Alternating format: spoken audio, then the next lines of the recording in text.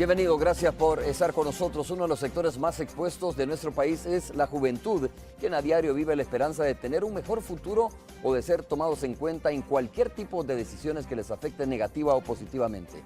Les presento a continuación nuestro invitado de esta mañana. Sistema Fedecases, todos para uno y uno para todos. Presenta a Miguel Pereira, director nacional de Juventud, está con nosotros esta mañana. Vamos a hablar de este tema que es importantísimo. Vamos a hablar de los programas de prevención que está desarrollando, de prevención social, de violencia, con participación juvenil que está desarrollando precisamente el INJUVE. Vamos a hablar de sus programas y vamos a preguntarle también al director nacional de Juventud qué están haciendo ellos, cómo están ayudando, ¿no?, a este esfuerzo que parece titánico en una situación en donde los jóvenes y las jóvenes no tienen mucha esperanza o no tienen muchos deseos de votar, no se sienten motivados de ir a las próximas elecciones. Entiendo que el INJUVE de alguna manera ha unido esfuerzos con otras instituciones para motivar a los jóvenes y las jóvenes para que puedan votar en las próximas elecciones en nuestro país. Miguel, muchas gracias por estar con nosotros, un gusto tenerte aquí en Canal 12. Muchas gracias a ti, Romeo, y a Canal 12 también por ceder este espacio al Instituto Nacional de la Juventud y poder comentar los temas de relevancia sobre las y los jóvenes. Quisiera comenzar con este tema, de la posibilidad de que, bueno, cómo están haciendo ustedes, cómo están ayudando también para motivar a los jóvenes de nuestro país y las jóvenes de nuestro país para que puedan empadronarse, para que puedan sacar el documento único de identidad y poder votar en las próximas elecciones. Sé que no hay como mucha expectativa, no hay como mucho entusiasmo de parte de los jóvenes, porque, si mal no recuerdo, hay una cantidad de 80,000, ¿no?, jóvenes que deberían de obtener el documento único de aquí a las elecciones. Y apenas, si mal no me equivoco, anda por unos 4,000, 5,000 jóvenes que habrán obtenido el documento único. Efectivamente, Romeo, comentarte de que El Salvador en realidad es un país bastante joven. En el año 2007, el censo que realizó la DGESTIC daba los datos de que en El Salvador habemos cerca de 1.500.000 en edades de 15 a 29 años. ¿Qué significa eso? Significa que hoy por hoy El Salvador es cruza la etapa del tiempo en donde más jóvenes hay dentro de su sociedad. ¿Qué significa eso? Significa que también que por ende hay una cantidad de jóvenes que estarían o están en edad de ir a votar. ¿Qué sucede de esta cantidad de jóvenes que están en edad de votar? Que cerca de 80,000 jóvenes que cumplen años entre el 6 de agosto de este año y el 1 de febrero del próximo año, un día antes de las elecciones del 2014, son cerca de 80,000 estos jóvenes que están a punto ya y en condiciones de poder ir a solicitar el DUI antes del 5 de agosto. Pero ¿qué es lo que sucede? Nosotros nos incorporamos, ¿verdad?, hace 3 meses a una campaña en todos los institutos públicos y privados para motivar a los jóvenes, no para que vayan a votar, no para que saquen el DUI para ir a votar, porque eso no les motiva, fíjate, Romeo. Nosotros lo detectamos en el primer diagnóstico que hicimos con los jóvenes. O sea, si esa fuera la razón para ir a sacar el documento único, si esa fuera la razón, no vale. Ni siquiera hubieran 4,000. Si esa fuera la razón, entonces cambiamos la estrategia como INJUVE. Entonces empezamos a decirle a los jóvenes que el DUI sirve para ir a sacar una remesa, a solicitar una remesa, claro, para ir a solicitar una cuenta en el banco, para ir a sacar su propio celular, ¿verdad? Que el celular que andan se lo compró la mamá o el tío, el hermano, y a partir de que tienen el DUI pueden ir a solicitar su propio celular. Para casarse incluso, pueden perfectamente ir a donde el notario, donde el alcalde y poder presentar su documento y poder casarse. Entonces, a raíz de eso, ¿verdad?, en coordinación con el Tribunal Supremo Electoral y el RNPN, que nos acompañaron en esta campaña Exprésate, y las organizaciones juveniles también, muchas gracias por el apoyo, se ha incrementado a cerca de 5,400 los jóvenes que ya fueron a enrolarse al RNPN, lo cual me parece todavía, Romeo, que es bastante insuficiente. Comparado con la cantidad de jóvenes que están aptos para solicitar. Pero eso también depende mucho, Romeo, porque no podemos estar iniciando una campaña 3 meses antes, ¿verdad?, de motivación de los jóvenes. Esto tiene que ser en realidad una política de Estado, y esto tuvo que haber iniciado hace 2, 3 años, pasadas las otras elecciones, ¿verdad? Empezar a motivar a estos jóvenes sabiendo que, y haciendo las mediciones de la cantidad de jóvenes que iban a cumplir años para la elección presidencial del 2014. El problema es que se inicia por parte de los magistrados del Tribunal Supremo Electoral 2 meses antes, ¿verdad? Y eso no es posible. ¿Tú crees que eso los hace sentir como a ellos instrumentalizados? Es decir, mire, nada más los estamos motivando porque vienen las elecciones, pero no nos importa lo demás, ¿no? De las elecciones para atrás no nos importa realmente si hubiesen obtenido o han obtenido o no el documento único. Claro, podría dar la impresión porque Cuando se acercan las elecciones, entonces sí corramos 2 meses antes de que se cierre el plazo para motivar a los jóvenes a que saquen el DUI. Entonces daría la impresión a cualquier joven de que las instituciones están haciendo el llamado, que los jóvenes saquen el DUI para ir a votar exclusivamente. Claro. Yo sé que el ejercicio electoral del año 2014 es importante, ¿verdad? Pero no basta solamente eso, o sea, el hecho de tener un documento único de identidad en el bolsillo, al joven lo identifica frente a las autoridades. Además, ese documento único de identidad le permite insertarse en todos los ámbitos de la vida nacional. Por ejemplo, por si quieren su propia ir a, cuenta, como tú dices, porque no necesita de su papá o su mamá para hacer un trámite. De manera independiente. Por ejemplo, si quiere ir a ver un concierto a Centroamérica, necesita el documento único de identidad, ¿verdad? Ya no necesita la autorización de los padres. Entonces, ¿a qué me refiero? Me refiero a que este tema, y yo he hablado con la gente del Tribunal Supremo Electoral, para que de ahora en adelante se corrija ese tema. Y pasadas las elecciones presidenciales, hacer una campaña permanente de motivar, de incentivar a los jóvenes a que se enrolen en el RNPN y no esperar 2 meses antes, ¿verdad? Esto también, Romeo, se abona un poco, ¿verdad? En el sentido de la encuesta que sacó Flaxo recientemente sobre el tema de la participación política de las y los jóvenes. Y había un dato sumamente alarmante. El 80% de los jóvenes encuestados en el área, jóvenes urbanos, manifestaban no estar interesado en la política, ¿verdad? Entonces, imagínate, si el 80% dice no estar interesado en la política y luego se le va a decir al joven que vaya a sacar el DUI para ir a votar, claro, menos va a ir. Sí, no encaja eso. Entonces, por eso es que como Instituto Nacional de la Juventud cambiamos la estrategia. Y yo sí le digo a los jóvenes que nosotros podemos, este 80%, a mí me preocupa, pero podemos darnos el derecho a decir que no queremos hacer un ejercicio partidario de la política. Pero no tenemos derecho como jóvenes en esta etapa de la vida de renunciar a la política del país, que es un concepto mucho más amplio. Ni a la política partidaria, fíjate, porque al final, Miguel, a ver, ¿por qué es importante incluso que se motiven por sacar el documento único de identidad para ir a votar en las próximas elecciones? Porque usted ha escuchado esta frase que dice, mire, no permita que elijan por usted, elija usted, porque la verdad que cuando llega un presidente, independientemente de quién llegue en las próximas elecciones, pues obviamente es un presidente que va a tomar decisiones junto a su gabinete que le pueden afectar a usted como joven, ya sea negativa o positivamente. Por eso es que es importante que usted también vote, se motive por ir a votar en las próximas elecciones para que pueda decidir quién es el que quiere que gobierne este país realmente. Claro, efectivamente, tú tocaste algo importante, porque mira, Romeo, lo que necesitamos acá es que llegue un presidente comprometido con la juventud salvadoreña. Por ejemplo, el presidente Funes en campaña, en su programa de gobierno, ¿verdad? Él manifestaba que de llegar al poder se iba a construir la política nacional de juventud. El presidente ha sido coherente al momento de que llega al poder porque las primeras instrucciones que le da este servidor es construir la política nacional de juventud. Recorrimos los 262 municipios del país, dialogamos con más de 8.000 jóvenes, dialogamos con la juventud de los partidos políticos. Ahora, el presidente Funes ha sentado las bases de la institucionalidad porque ahora el Instituto de la Juventud es por ley, ¿verdad? Cosa que no teníamos antes. Entonces, ¿qué va a pasar después del 2014? Necesitamos un presidente comprometido más allá del 2014, ¿con qué? Con presupuesto para el Instituto de la Juventud, con programas y proyectos en beneficio de la juventud, pero que lo digan desde ya.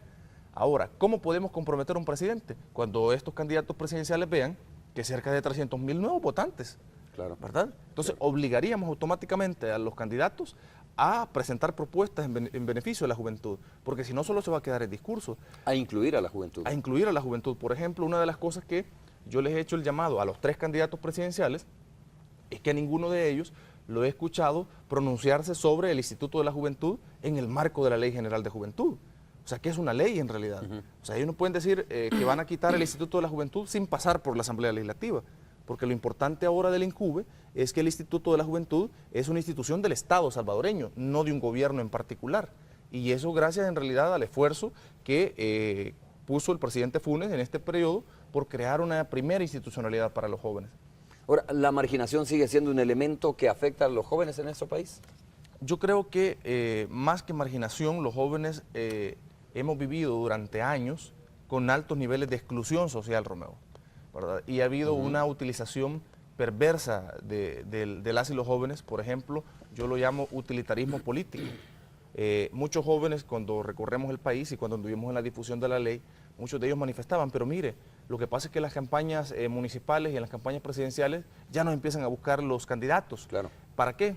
Para integrar las brigadas de pinta y pega y para integrar las brigadas de choque. Pero no para diseñar una ley, por ejemplo. Exactamente. Entonces, yo creo que la etapa de la juventud es, hoy, sobre todo, estamos muchísimo más informados que los adultos, porque tenemos muchísimo más acceso a información y de manera inmediata que antes, ¿verdad? Entonces el joven en este momento tiene la posibilidad de dar mayores aportes a un plan de gobierno, a una propuesta de un diputado, de un alcalde, de un candidato presidencial, que antes. Entonces el joven tiene que ser valorado de manera distinta a como se valoraba y no reducirlo exclusivamente a integrar la brigada de pinta y pega, que no significa que no se pueda hacer, ¿verdad? Pero no se puede reducir exclusivamente a eso. Ahora otra cosa perversa, poner a los jóvenes en la brigada de choque que se vayan a dar duro entre ellos. Correcto. Yo creo que hay que trascender de eso, y eso, cuando un partido político les pida eso a los jóvenes, yo les llamaría a demandarlos en función de la Ley General de Juventud, un menosprecio a los derechos de las y los jóvenes. Que no son todos los jóvenes, ¿no? Pero hay una buena mayoría también que son utilizados, como tú dices, de manera confrontativa. Miguel, ¿en qué ha hecho entonces la diferencia? Si es que la hay, es importante esto, ¿no? Establecer si es que hay una diferencia entre administraciones anteriores y la actual administración. Me refiero específicamente a que los jóvenes ya no sean vistos nada más como instrumentos, sobre todo en eventos electorales, a que los jóvenes ya no sean vistos nada más como sujetos, ¿no? Objetos. Como objetos, y que sean vistos como sujetos realmente. Me refiero específicamente al tema de la marginación y exclusión que tú decías. Cuando se va a diseñar una ley, por ejemplo, cuando se va a formular una política, por ejemplo, pocas veces hacemos la consulta a los jóvenes y las jóvenes para preguntarles qué se debe incluir en esa política o en esa ley, sino más bien formulamos y aprobamos desde la Asamblea Legislativa muchas veces o desde los escritorios y imponemos esa ley o esa política a los jóvenes. Claro. ¿En qué este gobierno ha hecho la diferencia o esta administración? Bueno, nosotros, ¿en qué leyes específicas, no? Bueno, yo puedo hablar en este caso en particular por la política y la Ley General de Juventud, porque la Política Nacional de Juventud en el año 2010, cuando iniciamos el diálogo para formular la política, seleccionamos a 300 jóvenes provenientes de las diferentes organizaciones juveniles, los capacitamos durante 3 meses en la metodología y luego me acompañaron recorriendo los 262 municipios del país. Romeo, yo recorrí todos los municipios del país, dialogando con hombres y mujeres jóvenes de las iglesias, de las alcaldías, de los partidos políticos, de las ONGs, de todas estas agrupaciones juveniles a nivel nacional, y en total se hicieron cerca de 8.000 jóvenes consultados para construir la política de juventud. Después determinamos que en algún momento alguna información salía dispersa, entonces empezamos a hacer grupos focalizados con madres solteras, con jóvenes con VIH, y por primera vez a nivel de Latinoamérica, porque nosotros hemos hecho ese sondeo, por primera vez a nivel de Latinoamérica, este país incluye la juventud de todos los partidos políticos. Y recuerdo que tuvimos una reunión en el Hotel Sheraton Presidente, donde participó la juventud de Arena, la juventud del FMLN, la juventud del CD, la juventud del PDC, y juntos establecieron ahí las propuestas para la Política Nacional de Juventud. Mentiroso sería en decirte de que la propuesta de crear el Instituto de la Juventud ha sido una propuesta solamente de Miguel Pereira o del gobierno del presidente Funes. Muchos de los partidos políticos ahí plasmaron también que debería crearse un Instituto de la Juventud por ley. Entonces eso quedó plasmado en la política, ¿verdad? Y a partir de esa consulta amplia que se hizo, fue lo que le dio sostén a que esta política de gobierno creada por el presidente Funes se convirtiera con la ley en una política de Estado. Por eso es que ahora lo importante es que los jóvenes están insertados en la agenda pública del Estado salvadoreño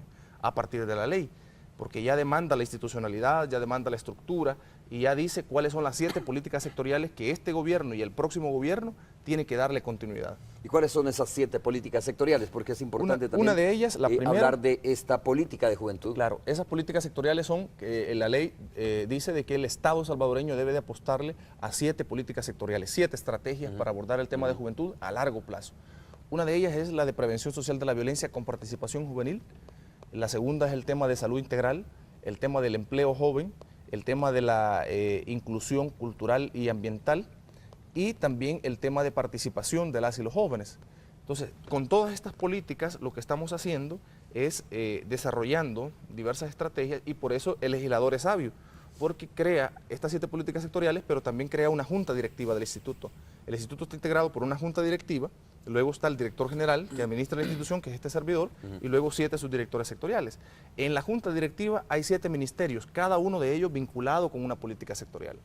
Política sectorial de salud integral está el Ministerio de Salud. Política sectorial de deporte también está el INDES en la junta directiva. Y así prácticamente es un gabinete en función de las y los jóvenes, ¿verdad? Que no se tiene en otros países, porque la experiencia a nivel de Latinoamérica refleja de que los organismos de juventud mayormente son solos, O sea, que andan tocando la puerta del Ministerio de Salud, que andan tocando la puerta del Ministerio de Deporte, para que se les abra la puerta y poder articularse. El problema es de que como no hay una ley que los vincule a los ministerios, terminan ignorando el organismo de juventud.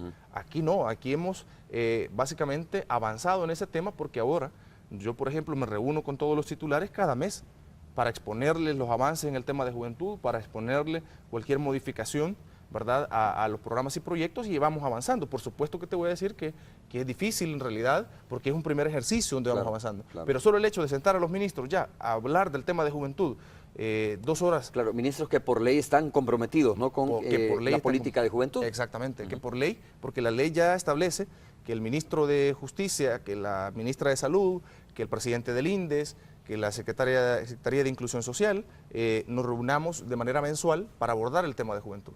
Ahora, abordarlo, Miguel, y pregunto, ¿qué acciones concretas han salido de eso? Solo pregunto en un tema específico, ¿no?, que creo que es uno de los que más le preocupa a los jóvenes y las jóvenes en nuestro país. Empleo, por ejemplo.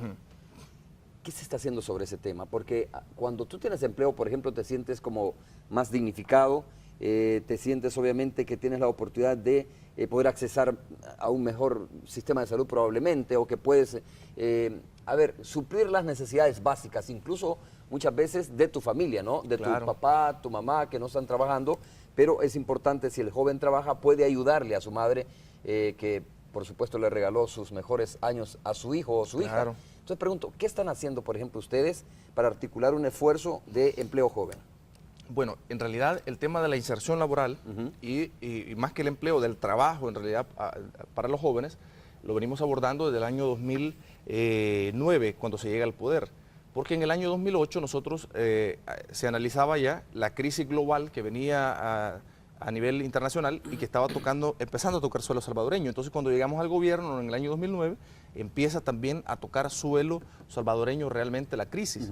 Entonces recuerdo que en ese momento ya se estaba plasmando la creación de un sistema de protección social universal que permitiera básicamente detener la caída de los empleos, ¿verdad? Porque se estaban perdiendo empleos no solamente en El Salvador, sino que también a nivel mundial. Entonces se decía, ¿cómo crear un programa que permita detener la caída de los empleos, pero además de eso reactivar el tejido productivo? Y en ese sentido es que se crean, por ejemplo, programas como el de apoyo temporal al ingreso, el PATI, del año 2010, que iba destinado mayormente para jóvenes y para mujeres jóvenes. Cuando se le otorga los $100 al joven que no estudia ni trabaja y que además de eso vive en comunidades de exclusión social, para poder insertarlo en ese programa que le permitiría capacitarse y luego insertarse a la vida productiva del país. Posteriormente se fueron desarrollando acciones como por ejemplo la que desarrollamos nosotros en el INJUVE, que es en la parte laboral, que es el programa de Empresa Centro. El programa de Empresa Centro es un programa que tiene INSAFOR, ¿verdad?, que estaba por ahí, que no se le ponía atención y que cuando nosotros llegamos al INJUVE lo vimos bastante interesante, lo tomamos y ahora nos ha dado resultados de que el 80% de los jóvenes que becamos ahí ahora ya están trabajando en la empresa. ¿Y cómo funciona? Funciona en el sentido de que las comunidades seleccionan a sus becarios y becarias y posteriormente ellos los envían al alcalde, el alcalde municipal nos lo envía mediante una nota a nosotros, luego nosotros hacemos la selección de ellos y una vez que están seleccionados se les inserta al centro de formación. Una vez que se les inserta el centro de formación, el INJUVE, el gobierno, les otorga $150 para sus gastos. Estos $50, Romeo, ¿por qué? Al PATI, ¿no? No, esto ya es el programa nuestro programa de Empresa Centro del INJUVE. ¿Por qué le damos $150 a ese joven? Porque aquí ha habido, y ahí hay que romper paradigmas tradicionales, porque aquí ha existido la falsa idea de que el joven se va a mantener en una beca por el simple hecho que la educación es gratuita, y no es cierto. Por ejemplo, tú puedes becar un joven del Distrito Italia en la ESEN, en la UCA, en la Matías Delgado, donde sea, y no va a pagar ni un centavo, ¿verdad? Pero si no le subsidiamos esa trayectoria de la universidad a su vivienda y esa mantención de su núcleo familiar, ese joven 2 meses va a estar en la universidad y después se va a tener que retirar para ir a trabajar y mantener a su familia. Por la necesidad económica, por los ingresos, por los ingresos económicos. Entonces, cuando hacemos ese diagnóstico decimos, bueno, entonces rompamos este modelo tradicional y empecemos a subsidiar al joven en esos gastos básicos. Y además la educación en el centro de formación es gratuita porque INSAFOR le paga a cada centro de formación por cada joven nuestro. Pero lo importante no llega hasta ahí, Romeo. Lo importante llega a que hemos diseñado este modelo que permite vincular también a la empresa privada, porque 3 meses después de estar en el centro de formación, se le busca una empresa madrina donde realice la práctica. Por convenio con la empresa madrina se le paga medio salario mínimo al joven por practicar dentro de su empresa, porque al final está aportando su fuerza laboral el joven también, ¿verdad? Entonces le hacemos un salario al joven de 200 a 250 dólares por estudiar y practicar. ¿Qué otro paradigma se ha roto con esto?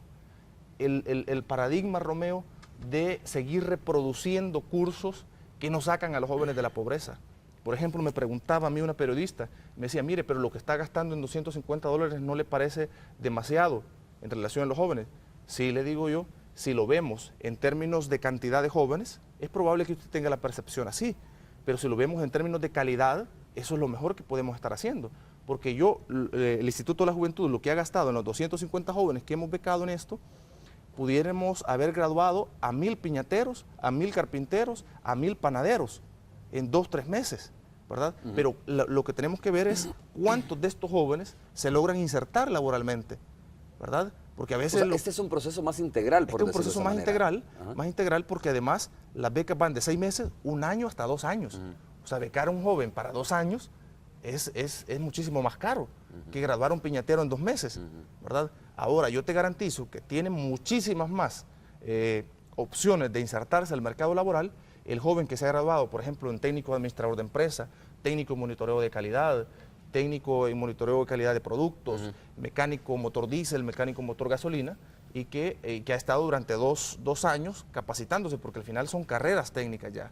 Entonces hay que pasar también en este país de la cantidad a la calidad, y yo lo he hablado con algunos alcaldes, porque miren, a veces lo que pasa es que a nivel de municipalidades también es mucho mejor mediáticamente decir, graduamos a 300 jóvenes, 200. 300 ¿no? jóvenes, Sí, 200 claro. jóvenes en panadería, ¿verdad? Si después hacemos una revisión de esos 200, 300 jóvenes, ¿cuántos verdaderamente se hicieron panaderos y lograron montar su propia fuerza productiva, su propia microempresa, o han logrado emplear a otros jóvenes? O en el peor de los casos, lograr un empleo, conseguir un empleo. Sí. O en el mejor de los casos, lograr un empleo. Entonces, vemos que es bien mínimo, Romeo.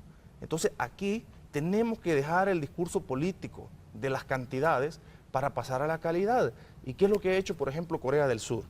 ¿Y qué es lo que está haciendo la India? ¿Qué es lo que está haciendo Brasil? Están mandando a capacitar sus cuadros de jóvenes, ¿verdad?, al exterior, para que vengan a hacer una producción acá.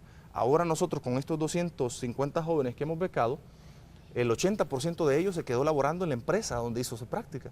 ¿Por qué? Porque el empresario ve un joven que viene del Distrito Italia, que viene de Valle Verde, que viene de Valle del Sol, ¿verdad?, que viene de todas las comunidades. Que tiene una buena capacitación, creo yo. Que viene de las 78 comunidades de más exclusión social del área metropolitana de San Salvador, pero que lo hemos traído, que el joven se comporta de manera distinta, es responsable con el horario, entonces dice, bueno, este joven ya está capacitado, lo dejo en la empresa. Ok, vamos a hacer la primera pausa y te pregunto, antes de ir a la pausa comercial, si este programa Empresa Centro, ¿no?, ha sido tan exitoso o está siendo tan exitoso, ¿por qué no se replica con más fuerza? ¿Por qué no se le da más impulso? Porque la cantidad que tú me estás diciendo que hasta ahora ha podido ingresar a esta Empresa Centro es más o menos de 250 y algo de jóvenes que están siendo beneficiados.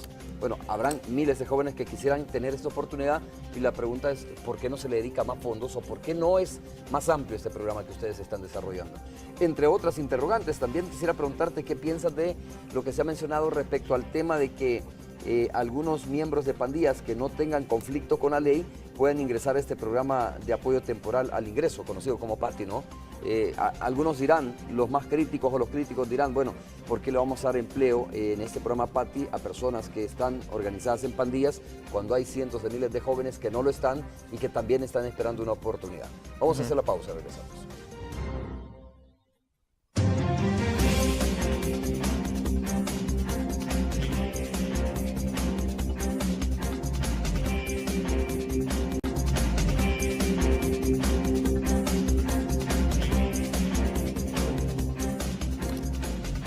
Estamos de regreso, muchas gracias por continuar con nosotros, conversando con el director nacional de Juventud, Miguel Pereira, explicándonos sobre el esfuerzo, el trabajo, sobre también qué piensan los jóvenes, porque Injuve conoce, sin duda alguna, qué es lo que están demandando, qué es lo que están pensando, qué es lo que quieren los jóvenes en nuestro país.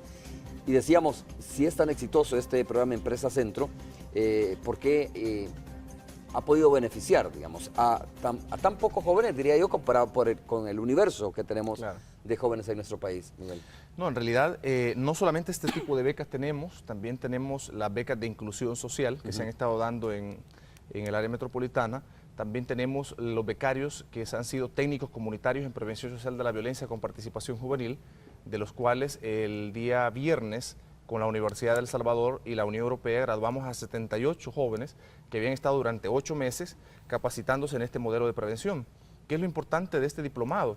Que ahora no es un funcionario del Instituto de la Juventud el que va a ir a hacer las actividades de prevención de la violencia con participación juvenil a nivel comunitario, Romeo, sino que cambiamos totalmente la estrategia, porque ahora son jóvenes de las mismas comunidades que han estado capacitados durante 8 meses en la Universidad de El Salvador y la práctica la han estado haciendo en su misma comunidad. ¿Por qué? Porque lo importante es insertar un líder positivo, un líder que transforme el ámbito comunitario, y qué mejor que ya no sea de manera empírica, sino que esté capacitado. Por supuesto que esto también no surge de la nada, surge a partir de la creación en el año 2010 y la aprobación de la Política Nacional de Juventud por parte del presidente Funes. Luego, en el mismo texto de la política se plasmaba que en el mediano plazo se le iba a apostar a la creación de un Instituto de la Juventud, y se inició el cabildeo en la Asamblea para que se aprobara la ley, porque llevaba 10 años de discusión en la Asamblea. En realidad el presidente Funes marca historia ahí, porque ha sido el único presidente que ha dedicado parte de su capital político para cabildear en la Asamblea Legislativa a que se apruebe la Ley General de Juventud. Y a través de la ley se expresa también la voluntad de todos los partidos políticos. Claro, ¿no? Se expresa la voluntad de todos los partidos, sí, claro, sin duda, y después de aprobada la ley, todos estos programas que menciono se sustentan en el tema de la ley. Entonces vemos que traemos un rumbo y que traemos una trayectoria, ¿verdad? Y esto es prácticamente ir sentando las bases de esta nueva visión de país que queremos en función de los jóvenes. Por supuesto que seguramente tú me vas a decir que no es suficiente, y claro, no es suficiente, pero sin lugar a duda hemos dejado las bases de un nuevo enfoque en el tema de juventud. ¿Por qué? Porque antes se le veía al joven como el que tenía que, bueno, démosle a los jóvenes pelotas, démosle a los jóvenes uniformes, pero después que se les acaba la pelota de cuero y que se les acaba el uniforme o que se les destiñe el uniforme, ¿qué le queda al joven? Nosotros le hemos apostado en el Instituto de la Juventud a formar el nuevo capital humano, en realidad, a formar emprendedores sociales a nivel comunitario. Y por ejemplo, los facilitadores y los técnicos comunitarios, a los cuales tienen una beca de $125 a cambio de que nos ayuden en la implementación de los programas de prevención a nivel comunitario, ellos son los que desarrollan todas esas actividades, y ahora ellos básicamente son verdaderos emprendedores sociales en su misma comunidad, ¿verdad? Ahora, en relación a la nota que salió sobre lo del PATI, la verdad es que nosotros tenemos programas para jóvenes en exclusión social en el área metropolitana de San Salvador. En ese mismo ámbito de exclusión social, ¿verdad?, cuando nosotros vamos a otorgar una beca, insertamos a los programas de cultura, de deporte, a los jóvenes, nosotros no hacemos una labor investigativa, ¿verdad?, de las y los jóvenes, porque al final también no es una competencia del Instituto de la Juventud, al igual que tampoco no es una competencia del FISDL hacer esa labor investigativa.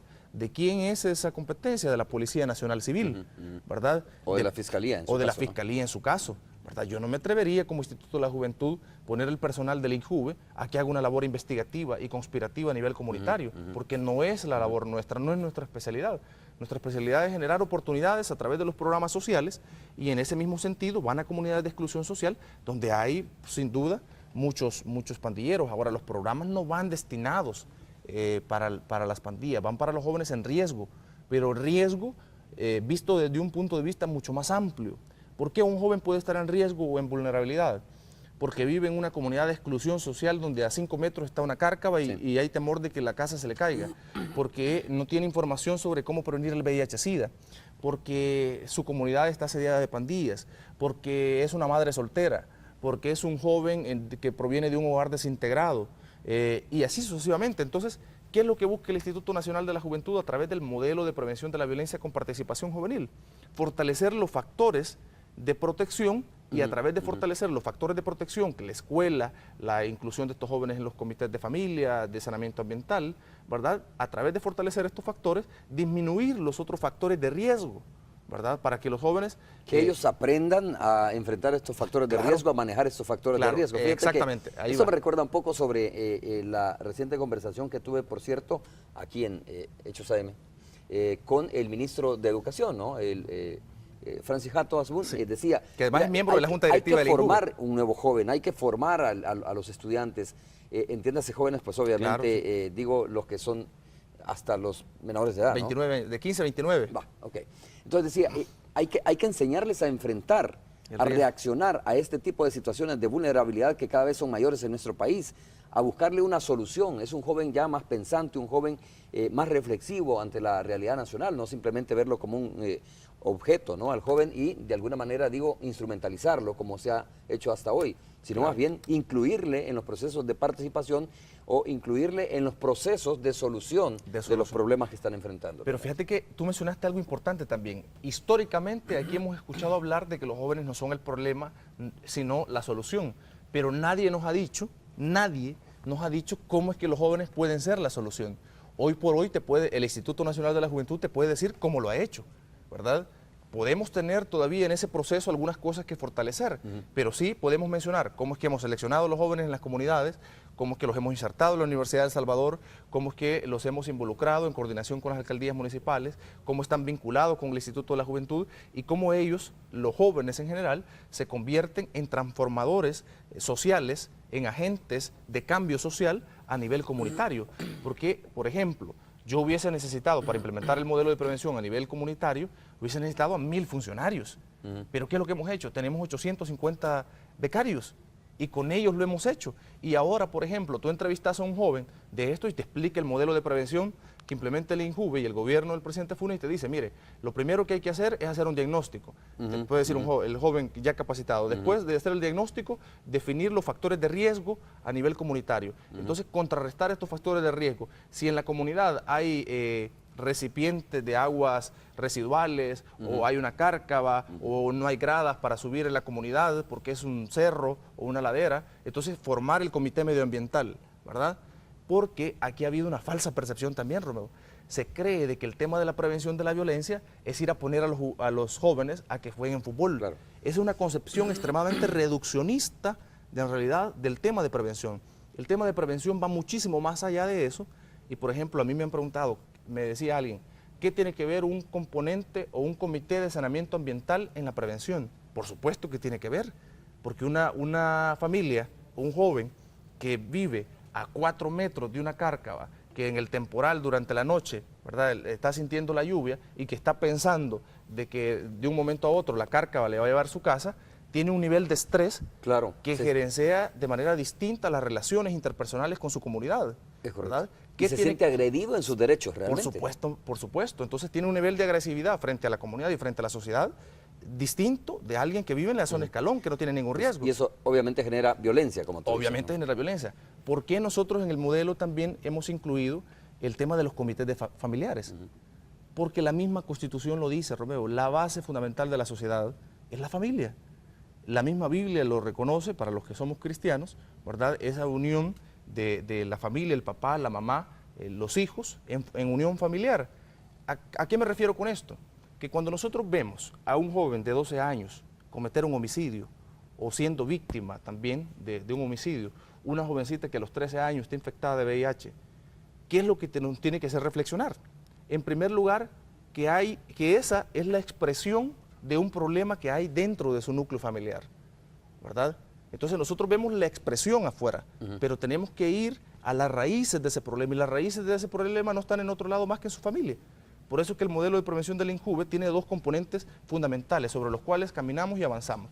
El componente familiar y el componente comunitario. ¿Qué es lo que buscamos en estos 2 componentes? Buscamos la cohesión familiar y la cohesión comunitaria, ¿verdad? Entonces, una cosa lleva a la otra. Una cosa creo yo, ¿no, Miguel? Si tú tienes cohesión familiar, también tienes cohesión comunitaria. Si tú tienes, por ejemplo, si tú ves que se están cumpliendo tus derechos, es decir, que no te sientes excluido, si tú, por ejemplo, lo que mencionabas, ¿ya?, te sientes que de verdad cerca de tu comunidad tienes una oportunidad probablemente de empleo, o tienes una clínica, o tienes atención integral, digamos, que de verdad se están cumpliendo los derechos básicos como ser humano, entonces te sientes de alguna manera mejor relacionado, estás en mejor disposición, como tú decías, de relacionarte con tus vecinos, con tu comunidad realmente. Fíjate que otro componente que incluye el modelo de prevención que implementamos como INJUVE es el componente de cultura. Porque el mismo Naciones Unidas nos ha definido, ¿verdad?, que somos el tercer país, cuarto país con índices de violencia. Entonces, ¿cómo empezamos a utilizar todas las herramientas que tenemos hoy por hoy para hacer prevención de la violencia? Y al inicio decía, bueno, y eso del proyecto de estatismo humano que anda el Instituto de la Juventud, ¿qué tiene que ver eso con la prevención? Lo que pasa es que son cosas no comunes, porque lo común es poner a jugar al fútbol a los jóvenes, ¿verdad? ¿Y por qué no es no común? Porque nosotros tenemos una técnica, por ejemplo, en el proyecto de estatismo humano, de enseñarles a los jóvenes a permanecer de 1 a 3 horas de manera estática en el proyecto de estatismo humano.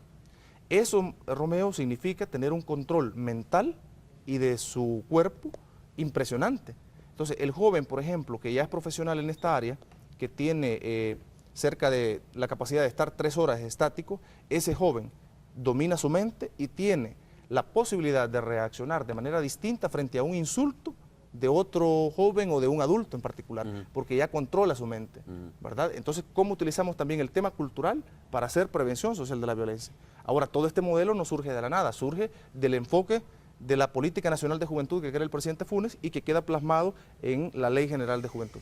Miguel, antes de pasar a los comentarios con Roxana, preguntarte cuáles son los retos que quedan, ¿no? O sea, pues sí, queda poco tiempo en esta administración, queda más o menos, 10 meses, algo así, más o menos. Y entonces dice uno, ¿qué sería lo que hay que terminar para dejar realmente, digamos, un legado en el tema de juventud, por ejemplo?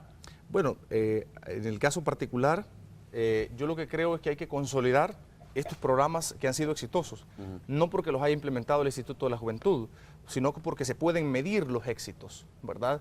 Porque yo aquí puedo estar diciendo una cosa de que el 80% de los jóvenes está insertado laboralmente en los programas de becas, pero de pronto se puede hacer una investigación y no están, ¿verdad? Si lo digo es porque en realidad se ha tenido éxito. Entonces lo que hay que hacer es consolidar. Y una de las cosas que a mí sí me preocuparía, Romeo, en el próximo gobierno, es que se vaya a partidarizar el organismo de juventud, que se vaya a volver partidario. Entonces, para otorgarle una beca a un joven tiene que empeñar su dignidad, claro, o afiliación partidaria. Eso es nefasto. Eso sería desnaturalizar los avances que se han tenido. Porque hoy por hoy, por ejemplo, yo me atrevería a decirlo públicamente, a ningún joven para otorgarle una beca le hemos pedido afiliación partidaria o lealtad con algún determinado partido político o líder político del país, más allá de la lealtad que el joven debe cumplir dentro de su comunidad una vez que ha sido capacitado. Qué interesante, vamos a hacer la pausa comercial. Hay muchos comentarios, por supuesto, a través de las redes sociales. Roxana Webb va a leer algunos de ellos y también tu servidor tiene varios comentarios. Vamos a hacer la pausa. ¿O vamos con Roxana ahora? Vamos con Roxana entonces a conocer los primeros comentarios. Adelante, Roxana. Gracias, Romeo. Fíjate que antes de ir a la pausa les voy a recordar la pregunta que les hacíamos anoche en el Twitter para que ustedes todavía tengan la oportunidad de participar. La pregunta dice, ¿cree usted que procede la destitución del ministro de Defensa David Munguía Payés como le exige Arena? También tenemos comentarios con respecto a tu entrevista de esta mañana. Vamos a la pausa y después volvemos con eso y también con los comentarios. Ahí ya los tenemos en pantalla y los vamos a compartir con ustedes cuando regresemos de la pausa.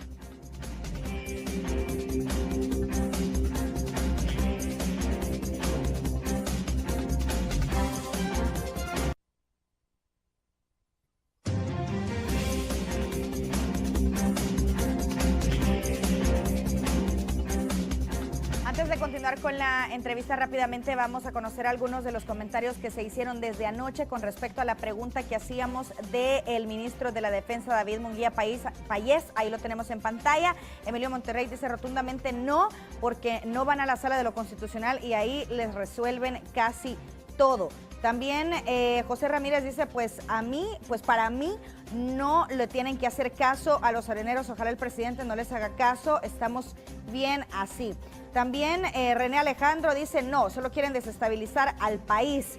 Y el último comentario que vamos a leer debido al tiempo, ahí José Óscar Valencia dice, no procede de ninguna manera, si considera que procede la destitución del ministro de la Defensa David Munguía Payés, así como lo exige Arena. Ahora vamos a cambiar totalmente, ya vamos a retornar con la entrevista y precisamente con los comentarios que ustedes han hecho a través de las redes sociales o preguntas. José Mauricio Jiménez Arabia dice, con todo respeto a los jóvenes, casi nunca los escuchan de sus opiniones, no les toman en cuenta solamente cuando se aproximan las elecciones, ahí se acuerdan de los jóvenes. Esmeralda Benavides, mejorar sobre todo en educación y valores. Si bien la PAES no es perfecta, da un parámetro de calidad de los conocimientos. Alex Ramírez, un esfuerzo que debe ser permanente y una política de Estado y no de gestión. ¿Cómo se puede calificar el trabajo a los jóvenes si no han hecho absolutamente nada por ellos? Dice, más que por invertir en sus salvanegocios, enfatiza Fer Padilla. También dice mal, el joven no encuentra trabajo y propicia a la delincuencia, dice Baltoni Charles. Sapo Racing, malísimo, ellos, el gobierno se está escudando en Alba, dice. Para el joven Marero está perfecto y lo que se necesita mejorar, él manda, dice, lejos al Alba y a sus secuaces, Daniel Alexander Amaya. También, Romeo, rápidamente te comento, hay comentarios en el Twitter con respecto a este tema. Por ejemplo, Rafa Mengíbar dice, la Secretaría de Juventud debe tener autonomía de gestión nacional e internacional. Regreso contigo. Claro, como tú dices, Roxana, varios comentarios. Otro de los comentarios dice, las políticas de INJUVE ha roto los paradigmas apoyando a los jóvenes de verdad. Buen trabajo, director, dice Miguel Pereira. Además, dice otra persona que nos escribe, ¿en qué etapa va el proceso de conformación del Consejo Nacional de la Persona Joven? También, ¿no? Los jóvenes y las jóvenes nos empoderamos y damos gracias a la creación de la juventud, de la ley de juventud, dice otra de las personas que nos escribe. ¿Cómo podemos hacer como jóvenes para tener apoyo y asesoría de INJUVE para poder asentar una organización juvenil? Entre los comentarios que recibimos esta mañana, Miguel. Muy bien. Bueno, agradecer en primer lugar a todos las y los jóvenes que han estado pendientes de la entrevista y que han comentado en el Twitter y en el Facebook. En realidad, comentarte de que en relación a los comentarios, el Instituto de la Juventud es una institución del Estado ahora, ya no es una política de gobierno del presidente Funes solamente, la inicia él, pero ahora se convierte con la aprobación de la ley en una política de Estado, después de 10 años de estar en la discusión de la ley. O sea, hay que conocer este antecedente porque si no, no apreciamos en realidad el valor que tiene la aprobación de una ley general de juventud y que un instituto sea por ley, porque sobrepasa los quinquenios presidenciales. ¿Cómo va el consejo, la conformación del Consejo de la Persona Joven? Bueno, en primer lugar, la ley plasma básicamente de que las organizaciones que participen en este Consejo, Romeo, tienen que ser legalmente inscritas. Lo cual de entrada al inicio, cuando se discutía la ley, que por cierto solo falté a 3 ocasiones en toda la discusión, es que tienen que estar legalmente inscritas, pero esa es una llave en realidad para muchas organizaciones juveniles. La propuesta de nosotros en ese momento era que el Instituto de la Juventud diera un reconocimiento de hecho a las organizaciones, con una mínima membresía de jóvenes que trabajen por un tema de juventud, pero bueno, entonces se quedó legalmente inscrita, entonces eso ha sido una barrera, ¿verdad?, para los jóvenes para que participen del Consejo de la Persona Joven. Tanto así que el día de ahora sale la ampliación del plazo y les informo a las y los jóvenes que nos están sintonizando para la conformación, para la convocatoria a que se apersonen al Instituto de la Juventud a mostrar interés de formar parte del Consejo de la Persona Joven y ampliamos el plazo de inscripción hasta el 30 de octubre, así que tienen espacio todavía para poder acudir con una nota por escrito dirigida a este servidor mostrando interés para formar parte del Consejo de la Persona Joven. Después de eso, una vez que completamos este plazo el 30 de octubre, iniciamos con las convocatorias regionales para las elecciones. El problema es que a estas elecciones solo van a acudir las organizaciones que estén legalmente inscritas de jóvenes entre 15 y 29 años de edad. Entonces, de repente, una ONG trabaja con jóvenes, pero no puede participar, porque su estructura orgánica está integrada por adultos, ¿verdad? Solamente. Entonces, tiene que ser de 15 a 29 años. Y en relación a que si debemos de tener autonomía en la gestión de recursos nacional e internacional, efectivamente la Ley General de Juventud nos establece la facultad de poder gestionar recursos en el ámbito nacional e internacional y para muestra un botón, por ejemplo, el modelo de prevención de la violencia que implementamos, lo hacemos con el apoyo de la Unión Europea. Gracias a la Unión Europea por todo el apoyo que le ha dado a la juventud salvadoreña y también estamos gestionando infraestructura a nivel metropolitano y a nivel nacional con la Unión Europea y con la cooperación coreana. Comentarte que acabamos recientemente de colocar la primera piedra de un centro de formación en Aguachapán, que va a ser el único a nivel de Centroamérica, valorado con una inversión de cerca de 2.400.000, con la alcaldía también de Aguachapán. ¿Qué significa eso? Que es producto de que ahora, como es una institución por ley, los cooperantes quieren aportar al Instituto de la Juventud. Esa es una ventaja. ¿Por qué? Porque todo lo que aporten al Instituto de la Juventud sobrepasa el quinquenio presidencial. No era como era antes, que, bueno, mantendrá el organismo de juventud del próximo presidente. Había dudas, ¿no? Había cierta duda, cierta incertidumbre. Entonces lo que hemos dado como gobierno, hemos dado una certeza de institucionalidad, pero hemos dado certeza en el manejo de los recursos también, porque lo estamos haciendo con transparencia, ¿verdad? Entonces, al hacerlo con transparencia, el cooperante, por supuesto, que acude a nosotros y quiere trabajar con nosotros, ¿verdad? Recientemente también vamos a lanzar el proyecto de prevención de la violencia para asentamientos urbanos precarios, el FOCAP, que va a 14 municipalidades a nivel nacional, que son fondos que provienen también de Luxemburgo. Entonces nos están dando cada vez más y más cooperación. Cada vez, sí, hay más cooperación, pero tiene que ver con lo que tú dices, ¿no? La certidumbre que les da el ya ser, no ser una política de gobierno, sino más bien una política de Estado esto. Claro, una política de Estado, pero también tener un enfoque que rompe el paradigma tradicional, es donde solo darle pitos y pelotas a los jóvenes, sino que darle oportunidades de inserción laboral y abrir ventanas de oportunidades que permitan insertarse a las de los jóvenes, como las becas, como los espacios públicos. Solo un dato que es bien importante, Romeo. Nosotros en el quinquenio presidencial del presidente Funes vamos a dejar la mayor inversión en infraestructura para jóvenes a nivel nacional. Vamos a dejar 21 infraestructuras para jóvenes a nivel nacional. ¿Y dónde están? ¿Qué tipo de infraestructuras, por ejemplo? La infraestructura, qué importante tu pregunta, porque me permite ampliar. La infraestructura que nosotros estamos dejando ya no son espacios exclusivamente para los jóvenes. Ajá. Porque ese ha sido un error a nivel de todo Latinoamérica. Y El Salvador pecó también de ese tema cuando se creaban, hagamos prevención de la violencia, construyamos canchas de fútbol, hagamos prevención de la violencia, construyamos una cancha de basquetbol.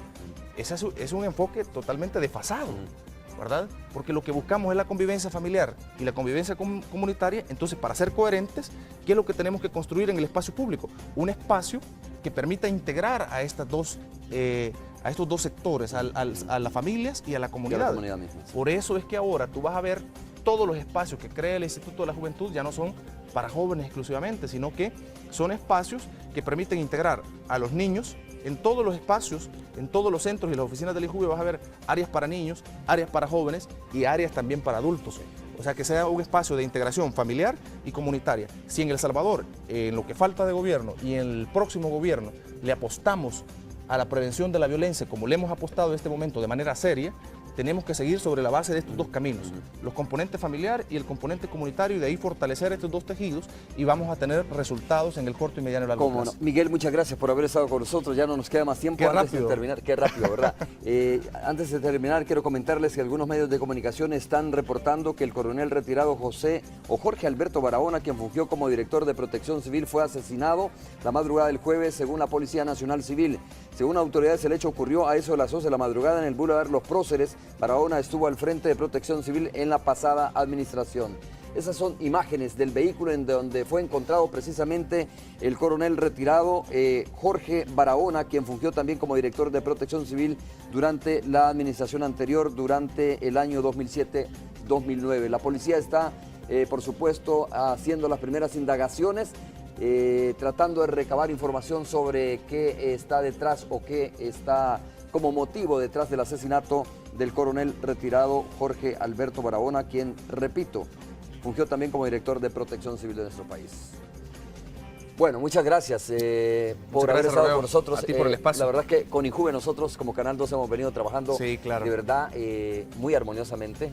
Hemos hecho buenos eventos y vamos a continuar haciendo buenos eventos. Sí, muchas gracias, Romeo, y también felicitar a Canal 12 porque el día de ayer cerramos ya el acuerdo de ser patrocinador en temas de medios de comunicación de Juventud 2013, la cuarta Feria Nacional de Oportunidades, con una participación de 150,000 jóvenes. Es el evento más grande de Latinoamérica, lo hacemos en El Salvador, y por supuesto felicidades a Canal 12 por ser parte de este desarrollo. Y desde ahí vamos a transmitir la entrevista el día viernes, ¿no? Un día viernes que va a ser más o menos viernes 23.